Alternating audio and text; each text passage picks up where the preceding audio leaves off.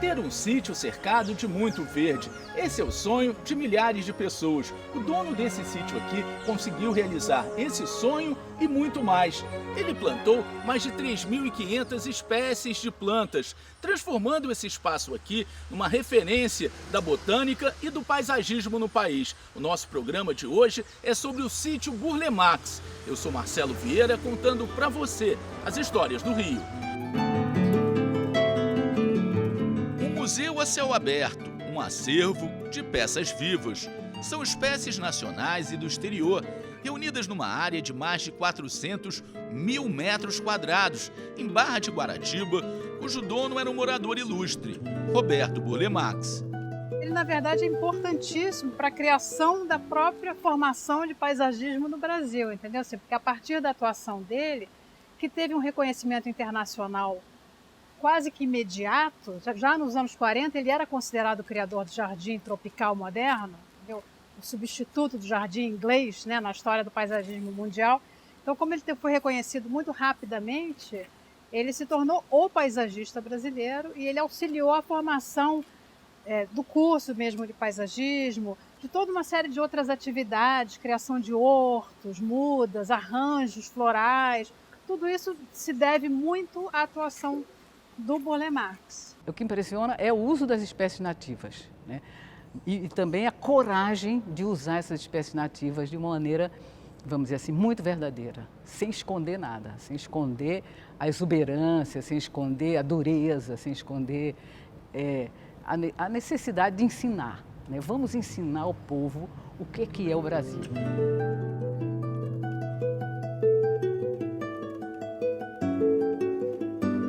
O sítio Burle Marx é conhecido internacionalmente por abrigar uma das mais importantes coleções de plantas tropicais do mundo, resultado de muitos anos de expedições pelo país atrás de espécies desconhecidas. E interessava a ele justamente descobrir novas plantas. Ele falava que ele queria ampliar o vocabulário paisagístico, né? Em vez de ficar trabalhando sempre com as mesmas plantas, com rosas e dálias, por exemplo, que ele não usava, né? Usar plantas diferentes, plantas que as pessoas não conheciam, plantas que eram desprezadas, né, na tradição do paisagismo brasileiro. Ele tinha esse interesse em descobrir novas plantas para usar nos seus projetos.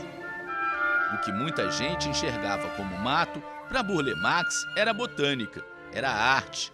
O resultado é um perfeito equilíbrio entre cultura e natureza, entre beleza e diversidade. Assim, Burle Marx fez do sítio uma espécie de laboratório para os projetos de paisagismo que desenvolveu ao longo da carreira. Para mim, é sempre a natureza é uma grande lição e é uma fonte inesgotável de emoção. Ele gostava de dizer que o sítio não era um jardim porque era um laboratório, né? Era onde ele fazia todas as experiências, né, necessárias com as plantas para poder aplicar nos seus jardins efetivamente. Mas, enfim, para ele a questão era essa: jardim é cultura, jardim é artifício, jardim é uma criação artística, né? Não é um dado da natureza.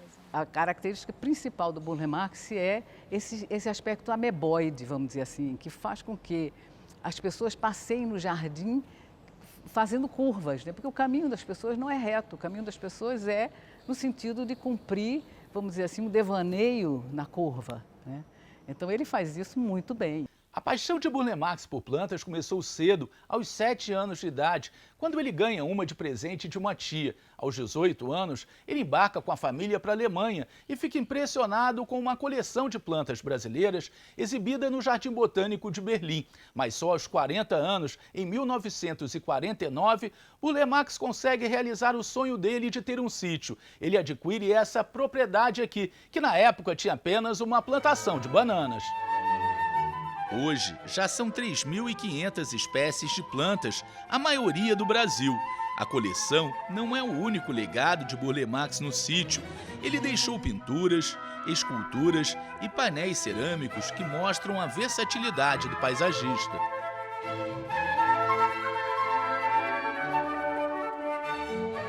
Essa integração das artes, ela se dá com tudo. Então ele realmente é uma personalidade múltipla, né? Que atuou em diferentes áreas e que entendeu aquilo como uma dimensão estética e até uma espécie de ecologia da vida, entendeu? Assim, a vida toda ele tinha que cuidar dela, entendeu? Da mesma maneira que ele cuidava das plantas. Quarto filho de 6 irmãos de uma família de um alemão com uma pernambucana pianista, Burle Marx se formou na Escola de Belas Artes, onde conheceu Oscar Niemeyer. Falava 7 idiomas e era botânico autodidata. No sítio dele, gostava de receber amigos, onde demonstrava outras qualidades, como a culinária e o canto. Uma descrição da Lélia Coelho Frota, né, que foi muito próxima dele, que ela diz que as pessoas ficavam livres ali andando pelo jardim, depois entravam na casa, escutavam ópera, aí comiam alguma coisa, depois passeavam mais um tanto, entendeu? Assim, que tinha realmente um sentido de celebração. Né? Essa ideia de que o jardim é uma espécie de Éden, né? Assim, que tem que ser experimentado nessa dimensão, entendeu? Assim, nos seus múltiplos sentidos. Burle Marx viveu no sítio até a sua morte, em 1994, aos 84 anos. Ainda em vida, doou a propriedade ao governo federal e hoje o local que recebeu as cinzas do cantor Renato Russo é administrado pelo Instituto de Patrimônio Histórico e Artístico Nacional. Burle Marx deixou um legado de mais de 2.000 projetos espalhados pelo mundo, a maioria na cidade do Rio de Janeiro. Muitos são jardins, como esse aqui, do Instituto Moreira Salles, na Gávea. No jardim, o painel de azulejos, uma das principais características do trabalho do paisagista, que provocou uma verdadeira revolução nos jardins do mundo afora. Quando Burle Marx traz as curvas, quando Burle Marx traz os volumes que se interpenetram, as cores, ele traz realmente a revolução. E isso é a criação de transpor, que resulta da transposição da pintura, né, do quadro, para o jardim. Burle Marx também deixou sua marca em grandes áreas públicas do Rio, como o Aterro do Flamengo e o calçadão da Orla de Copacabana. De obras que a gente hoje nem sabe mais que é do Burle Marx, como o calçadão de Copacabana. Né? Outro dia eu estava falando isso, o calçadão de Copacabana, projeto Burle Marx. Projeto do Burle Marx? O que ele fez? Só isso. A Orla de Copacabana é um presente. A Orla de Copacabana é a festa da arte brasileira quando a gente fala em painéis. E é o grande legado do Burle Marx, assim, o mais visível. Onde que está o povo do Brasil? Em Copacabana. E onde está Burle Marx? Em Copacabana.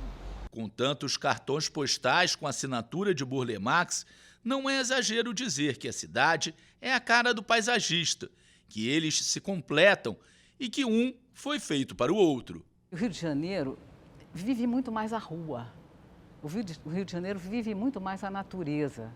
Então, talvez essa identificação do Burle Marx com o Rio seja mais forte, realmente. A gente tem a beleza natural, que são as montanhas. Mas quando a gente fala de construção, é o Parque do Flamengo e a Orla de Copacabana.